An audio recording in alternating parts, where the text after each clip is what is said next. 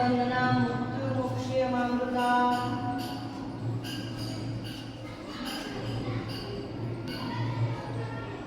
अरे प्रधानजी, તમે મારી પ્રતીક્ષા કરો છો આટલા વહેલા? હજી તો મારે નર્મદામાં સ્નાન કરવા જવાનું છે, અર્ઘ્ય આપવાનું છે, પછી હું મહાદેવ જઉં છું અને પછી અહીંયા નર્મદામાં. એવી છે શું તાવડ? ઓહો, તો ચાલો મારી સાથે. હું થોડી ઝડપથી મારી પૂજા સંપન્ન કરું અને પછી આપણે પાછા આવીએ. અરે ચાલો મારી સાથે, ચાલો. અને પાછું મારે કિલ્લાનું નિરીક્ષણ પણ કરવાનું છે. ચાલો મારી સાથે.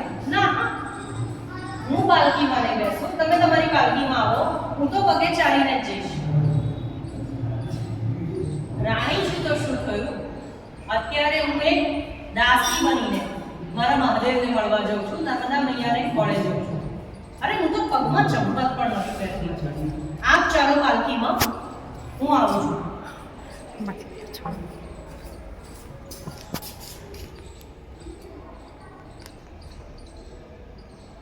नर्मदे हर, नर्मदे हर, शिवाय नमः। कॉफी लाओ। नर्मदे हर, शिवाय नमः। कॉफी लाओ। ચાલો હવે કિલ્લો બને છે અને ઘાટનું પણ નિર્માણ ચાલે છે. જોતા જઈએ. ચાલો ચાલો, રસ્તામાં વાત કરશે.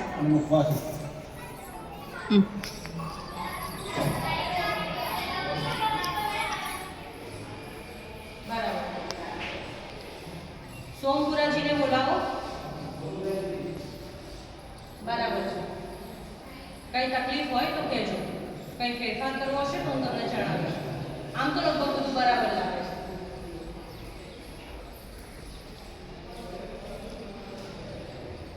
બેન ક્યાંક કેવું છે કે? અરે બોલ બેન, શું કેવું છે? હા, સોમપુરાજી અહીંયા આવો. આ બેન એક બહુ મહત્વની વાત કહી રહ્યા છે. આ જે ઘટ બની રહ્યું છે, પગથિયા થોડા મોટા લાગે છે. સ્ત્રીઓ જે અહીંયા સ્નાન કરવા આવે, ઘણીવાર કપડાં ધોવા આવે, એમણે ઘણીવાર માથે બેડું લઈને પછી ચડવાનું હોય, તો આ મોટા પગથિયા સ્ત્રીઓને થોડી તકલીફ પડશે. અરે હું તો ખાલી ખુલ્લા પગે આવું છું, પણ આ બહેનો તો માથે બેડા ઉચકીને જાય છે. તો હજુ તો આપણું કામ ચાલુ છે, તમે પગથિયા થોડા નાના બનાવી દો એટલે સ્ત્રીઓને કોઈ તકલીફ ના પડે. આભાર બેન, બહુ સારું સૂચન કર્યું. ચાલો પ્રધાનજી, આપણે હવે જઈએ. શું કરું?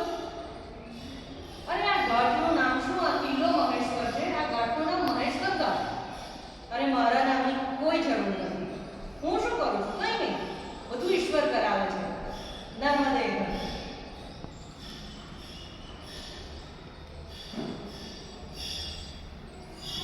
બોલો પ્રધાનજી, શું થયું? એવી તો શું તાવડ હતી? રસ્તામાં કઈ તમે બોલ્યા નહીં? હા, આ તો બહુ મોટી ગંભીર સમસ્યા છે. હું પોતે બહુ ચિંતિત છું.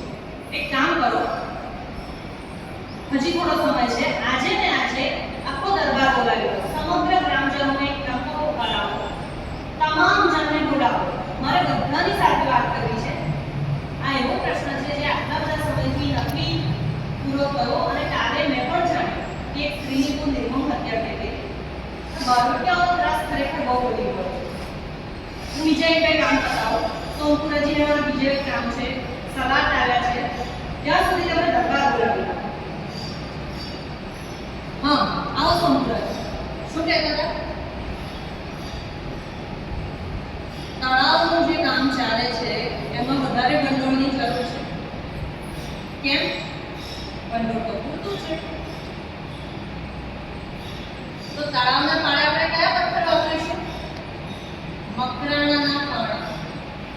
અરે અહીંયા નર્મદા મૈયાના કંકર એટલા શંકર છે, આપણા આરસના પાળા આટલા સરસ છે.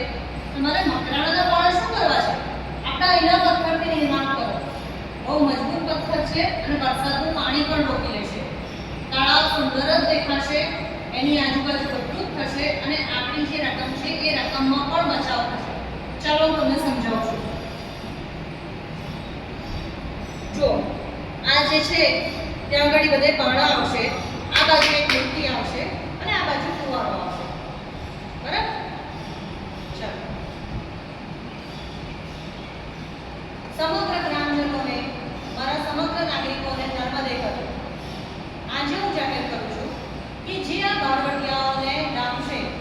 ભંડોળ હું આપીશ, હું બધી જ મદદ કરીશ, પણ જે અમને નાખશે હું મારી એકની એક દીકરી મુક્તાબાઈને પરણાવીશ. હવે તમે કાર્ય આરંભ કરો અને આપણે ચાલો કાશી તરફ પ્રસ્થાન કરીએ.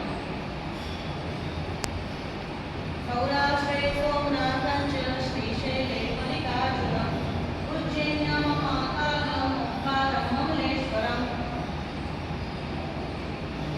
થાક તો લાગ્યો છે, પણ મહાદેવને તો દરવાજા જ ના હોય. ચલો અત્યારે જ મંદિર જઈએ. શું અહીંયા મંદિર નથી તો શું છે? આ તો જ્યોતિર્લિંગ છે. કુવાના દર્શન કરવાના કેમ? શિવલિંગ કુવામાં છે. કોઈને નિર્માણનો વિચાર ના આવ્યો. બધા જ કામ કરતા મૂકીને અહીંયા શિવ મંદિરનું નિર્માણ કરો. ના, મારી કોઈ પ્રતિમા નથી જોઈતી. ભવિષ્યમાં મારો આત્મા તો આ મંદિરમાં જ છે.